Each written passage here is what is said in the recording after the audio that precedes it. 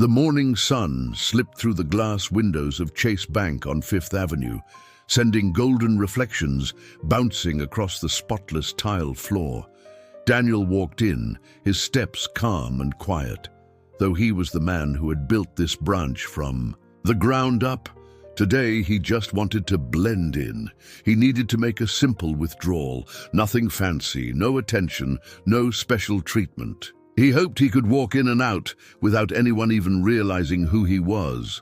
Looking around, he saw people lined up, clerks at their posts, and the faint hum of soft jazz playing over the speakers.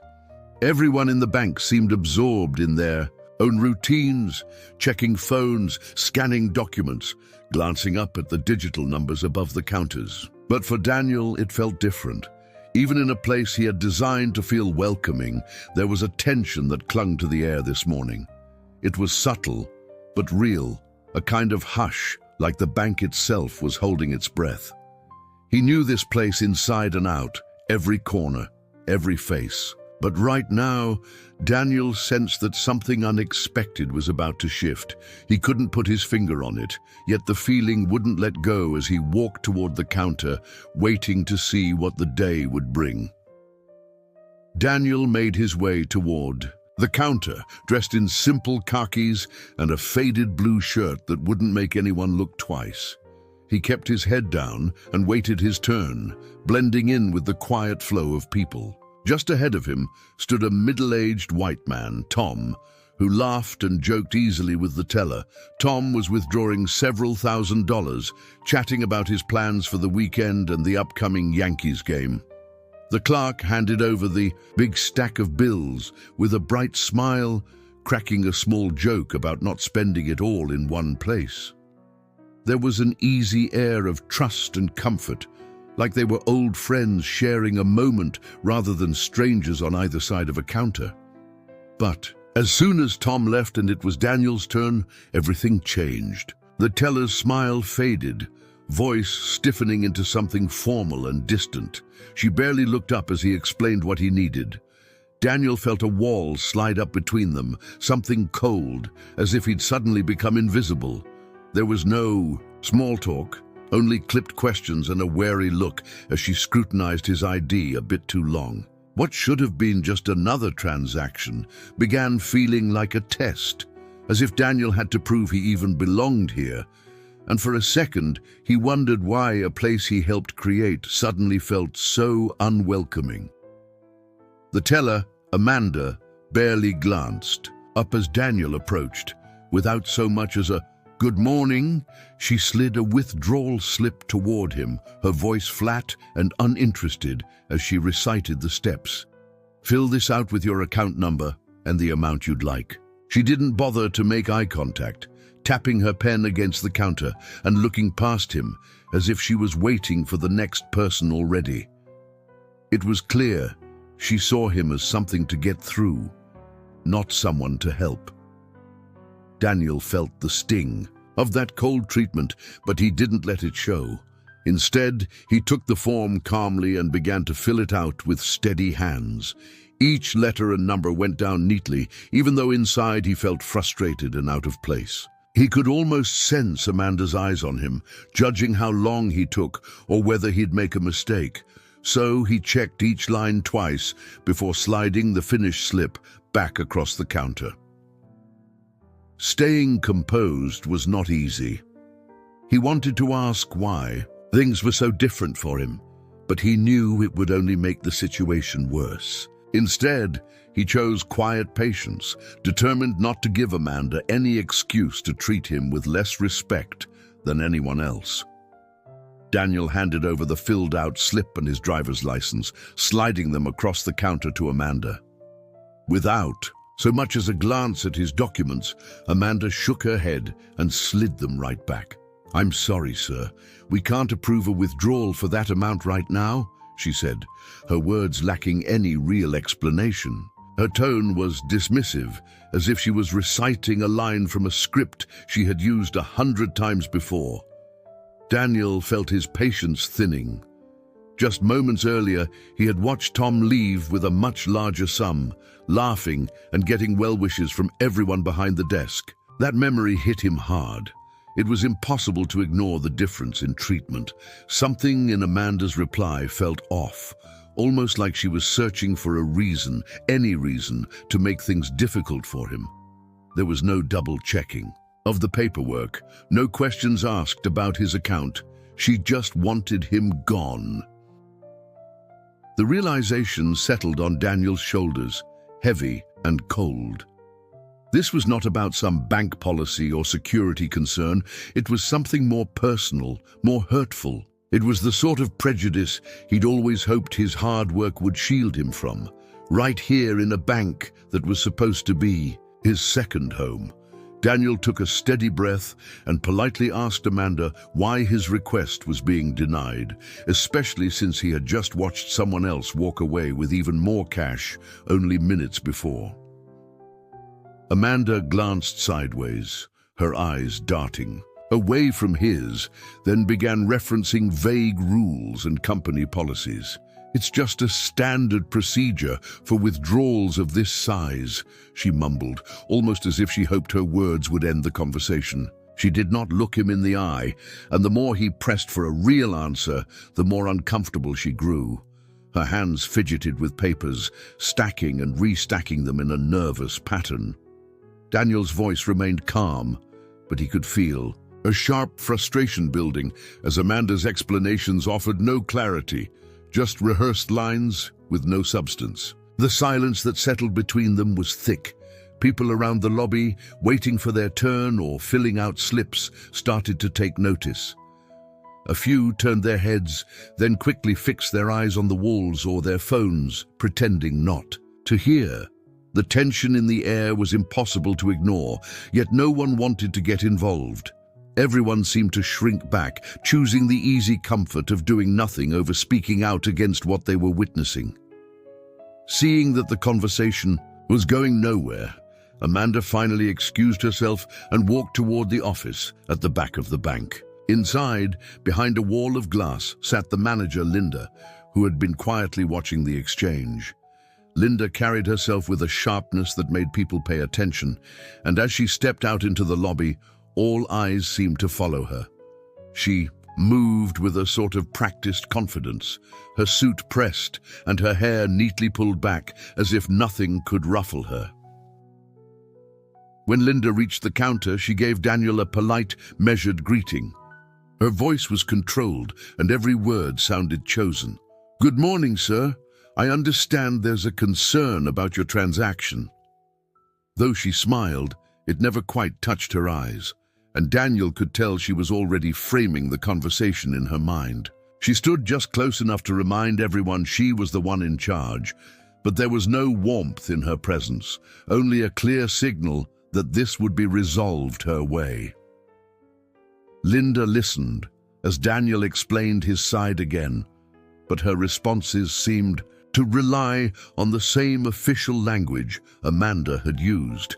It was obvious she had already made up her mind before a single word left his mouth, determined to end the discussion quickly.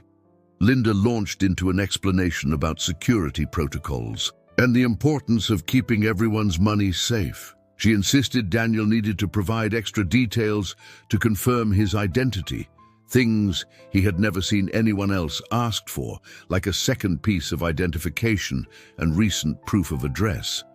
Her tone was polite, but there was something patronizing about it, almost as if she was speaking to a child who just didn't understand how things worked. Daniel listened, quietly frustrated at the hurdles being put in front of him, especially after having seen Tom walk out earlier with his cash after answering just 2 routine questions. With each new requirement Linda mentioned, Daniel felt less like a customer and more like a problem. He began to realize this was not about following standard rules at all. No matter how carefully he answered or how much he cooperated, there was always one more box that needed to be checked. One more explanation demanded. The people in the waiting area grew quieter, stealing glances but never speaking up, and Daniel felt a strange sense of being both exposed and completely alone. It was like standing in front of an invisible jury, his actions picked apart not for what he did, but simply for who he was. The standoff dragged on, the tension building with every minute that passed. Daniel kept his voice steady as he pointed out that all his information was up to date and supplied, and that nothing in bank policy justified blocking his withdrawal. He explained again, just as patiently, that he needed the money for his own reasons and had followed every proper step. Still, Linda stood firm behind the counter, arms crossed, her expression growing more rigid. She repeated that she could not make an exception, even though Daniel saw no real rule being applied, just a wall she seemed determined not to let him climb.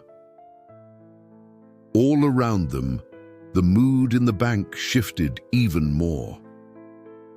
Bank employees moved about, without meeting his gaze, pretending to be busy with paperwork or computer screens. Customers shuffled in their seats or feigned important calls, careful to avoid eye contact with Daniel or the bank staff. It was as though the whole branch had agreed without a word to ignore what was happening. Daniel felt his hope fade a little with every awkward silence, feeling the cold sting of being shut out, not just by Linda, but by everyone in that room. The space itself felt smaller, and the chance for any fair treatment seemed to disappear with each passing second. As Linda's refusal became more final, she glanced subtly toward Mike, the security guard stationed near the main entrance of the Chicago branch. Without a word, Mike picked up on her cue and began to walk slowly toward the counter. He moved with that quiet assurance security guards seem to have, the kind that fills up the space and adds another layer of pressure to an already heavy moment. Daniel noticed right away. Everyone in the bank seemed to notice. Conversations and movements in the room paused. Eyes darted to the counter, then away just as quickly. Daniel's heart pounded, but he stood his ground. He met Linda's gaze, then glanced at Mike as the guard stopped a few steps from where he stood. Daniel knew exactly what this looked like, but he remembered what his father always told him: when you know you're right, you hold your head high. So Daniel drew in a long breath and steadied his voice, knowing that what he was facing was bigger than a single bank withdrawal. Every step in this standoff felt like it carried extra weight, not just for him, but for anyone who has ever been pushed aside or denied something without a fair reason. Mike's voice was low but unmistakably firm as he told Daniel it was time to leave. There was no room for discussion, and his tone made it clear that if Daniel did not cooperate, things could get worse. Before Daniel could say another word, Mike reached out, his grip strong and impersonal on Daniel's upper arm. The security guard guided him toward the door with slow, deliberate steps. The people in the lobby watched everything without a sound. Some looked at their shoes, others stared at the posters on the wall, but not one person spoke up. The bright summer sunlight outside barely registered as Daniel was steered through the heavy glass doors. The moment felt both endless and quicker than he expected. The hurt stung even more because there was nothing loud or dramatic about it, just that cold, official silence that filled the whole space after. As Mike let go and stepped back inside, Daniel stood for a second on the sidewalk, fighting the heat of embarrassment rising in his chest. Mixed with that was a heavy sadness. He was angry too, not only at how he had been treated, but at the way nobody had done a thing to stop it, as if expelling him was the most natural thing in the world. Standing on the steps outside the bank, Daniel felt the sharp Chicago morning wind against his face. It cut right through his jacket, but there was another kind of heat burning inside him, a kind of indignation that made his hands tremble. As the doors closed behind him, someone tossed his driver's license and bank card onto the concrete. The careless clatter as they hit the ground stung almost as much as the way he had been pushed out. Bending down to pick them up somehow made everything feel even worse, like he was scooping up the little pieces of what was left of his pride. Before he could stand all the way up, another security guard stepped out, the older one, John, who usually worked afternoons. John crouched beside Daniel and picked up the cards, gently brushing off a spot of dust with his thumb before holding them out. "Here," he said quietly, his tone soft, different from the official voice Daniel had heard inside. As Daniel took his cards, John leaned in and whispered, "I've been there too. It isn't right what they did. You're not alone." Daniel looked up and saw the understanding in John's eyes, a silent bond forged between two people who had both felt that sting of being left on the outside.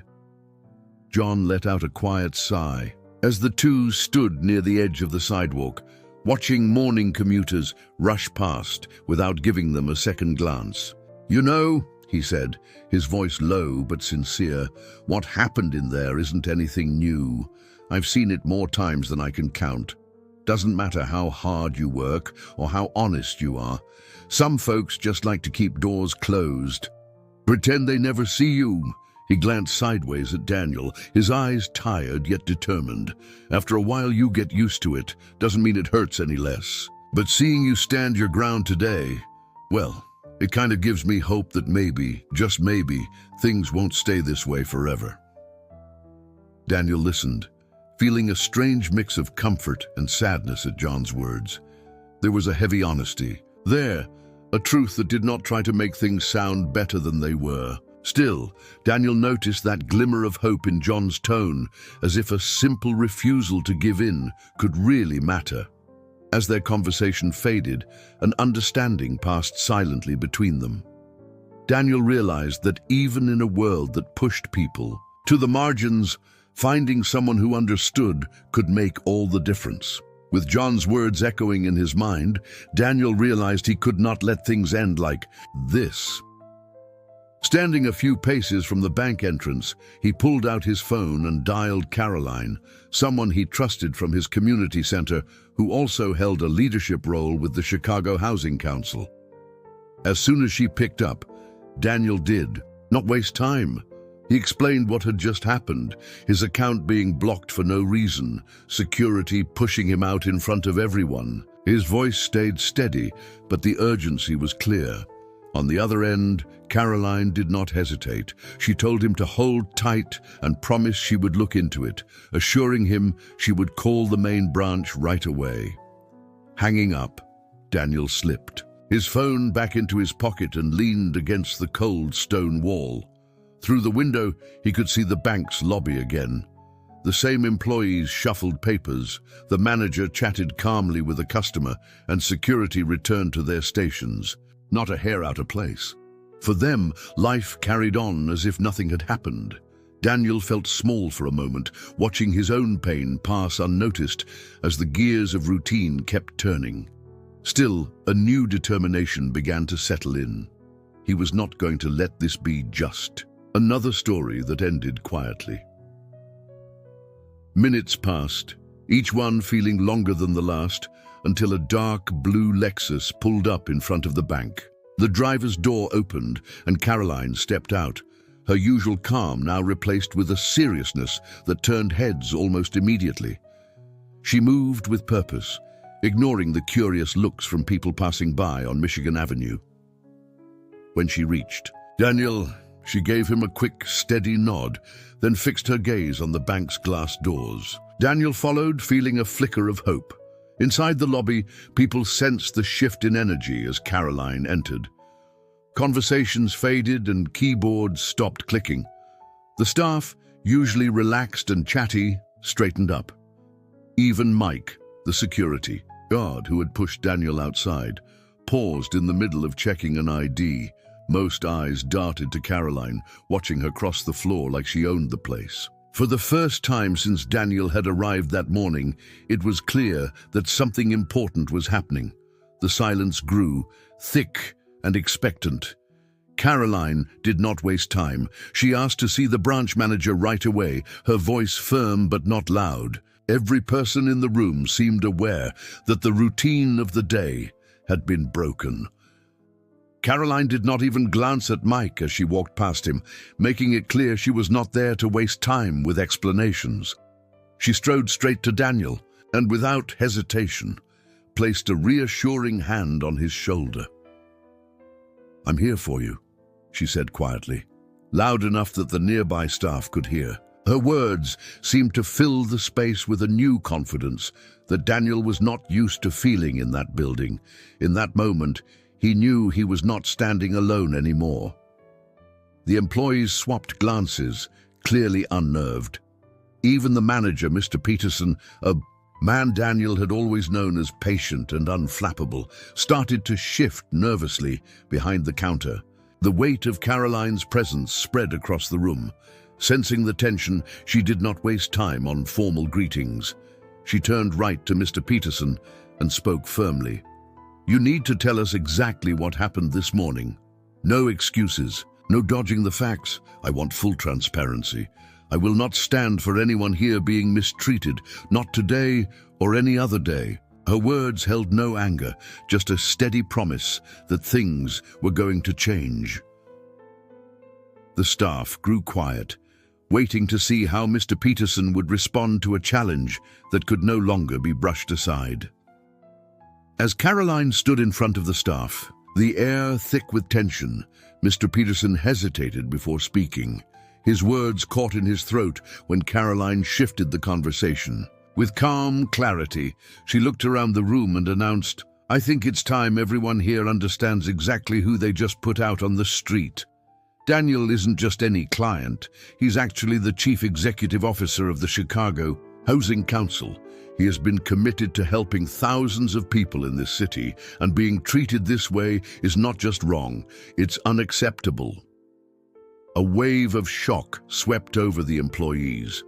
Mr. Peterson's face went pale, and the teller, Janet, gasped, her hand flying to her mouth. Mike, the security guard, tried to blend into the background, his earlier confidence now nowhere to be seen. They all realized the gravity of what they had done. You could almost feel the embarrassment fill the entire lobby. Conversations stopped. Phones were silenced. Suddenly, the power balance in the room had changed. For once, the people whose voices were so often ignored now had an advocate standing tall beside them. Daniel felt a quiet surge of hope, sensing that maybe, with people willing to step up and speak out, things could finally start to shift for the better. The uneasiness in the lobby hung heavy as Caroline turned her attention straight to Mr. Peterson and Janet, her voice cutting through the silence like a sharp breeze. "I want a step-by-step account of what led to Daniel being blocked from his own account and forced outside," she said. "Let's not pretend this was just a technical glitch. I know the difference between protocol and prejudice, and from what I have seen, this smells a lot more like the second. There's no room for that here, not in this branch, not in the Chicago Housing Council, not anywhere we put our name." Her words stung, and neither Mr. Peterson nor Janet could meet her eyes right away. Mike, still by the door, shuffled his feet as if hoping to disappear. Caroline kept going, her tone still calm, but now edged with something more. "If I find out anyone here treated Daniel differently because of his background or the people he works with, we will deal with it, legally if we need to. Our organization will not overlook discrimination for the sake of routine, and I promise this kind of attitude will always come to light." For the first time, Mr. Peterson and Janet felt genuine fear. It was not just their jobs at risk, but also their standing in a city where word travels fast and exclusion leaves a mark. The atmosphere in the lobby shifted again when Caroline made her decision, her words carrying no room for argument. She looked Mr. Peterson squarely in the eyes and told him, "You're dismissed from your duties, effective immediately." He stood frozen, unable to protest, as Caroline asked Mike and Janet to step aside and instructed them to attend mandatory anti-bias training arranged by the Chicago Housing Council. Janet's shoulders sagged as the reality of the situation hit her. She knew her actions would now be thoroughly looked at, and any past shortcuts or biases would come to light. Mike, too, lowered his gaze, realizing his attitude had consequences as well. He knew this wasn't a slap on the wrist. He would need to think long and hard about how he treated people going forward. Across the lobby, there was one person whose conscience had stayed clean through the whole ordeal. David, the clerk who had quietly tried to advocate for Daniel earlier, was suddenly called forward. To his surprise, Caroline praised his honesty and willingness to speak up even when things were tense. In front of everyone, she offered him a promotion and a new role with more responsibility. The move felt unexpected, but sent a clear message that integrity and compassion could still make a difference even in tough places. Daniel walked back toward the counter, his head held a little higher now. This time, no one tried to stop him or make excuses. Instead, Janet, now visibly rattled, quietly handled his request. She counted out the bills slowly, her hands trembling just enough for Daniel and the others nearby to notice. She could not bring herself to look him in the eye, and Daniel did not push it. He took the money carefully, tucking the notes away, and gave Janet a small, polite nod. Around them, the rest of the staff kept quiet, some of them unsure what to do and others just trying to take in everything that had happened. For Daniel, the moment was bittersweet.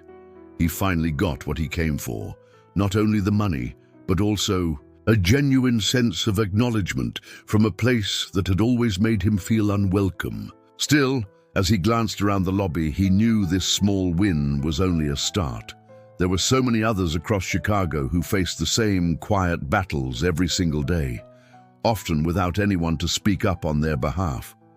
Today, things changed. For him, but he could not help thinking about all the others still waiting for their turn. Before leaving, Daniel turned to David, the clerk who had stood by him when few others would. He said, "Thank you, David. You did the right thing, even when it wasn't easy. I want you to know that matters." Daniel reached into his wallet and, as a small gesture of gratitude, handed David a card for a leadership training program run by the Chicago Housing Council, something that could help him go even further in his career. David's eyes widened with surprise, and you could see a mix of pride and gratitude on his face. It was clear this moment meant something to him, especially after everything that had just unfolded.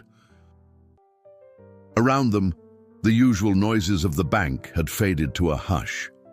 People who had watched the events from a safe distance now looked at Daniel and David with respect.